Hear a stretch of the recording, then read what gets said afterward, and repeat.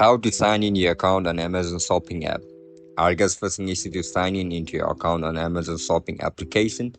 If that's so, then this video might help you out. Without further ado, let's get started. First of all, open Amazon Shopping application on your mobile device. Once you open that, now look at the bottom of your screen where you can see your profile icon. Tap on it.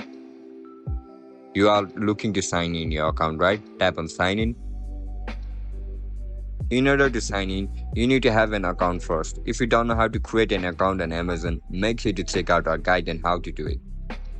Now, over here, write down your registered phone number or email. After you write it down, tap on continue. Now write down your registered password. After you write it down, hit the sign in button. And that's it, guys. That's how you can sign in into your account on Amazon application. If you guys found this video helpful, don't forget to like, share and subscribe to our channel. And if you guys have any issues regarding Amazon app, make sure to comment down below.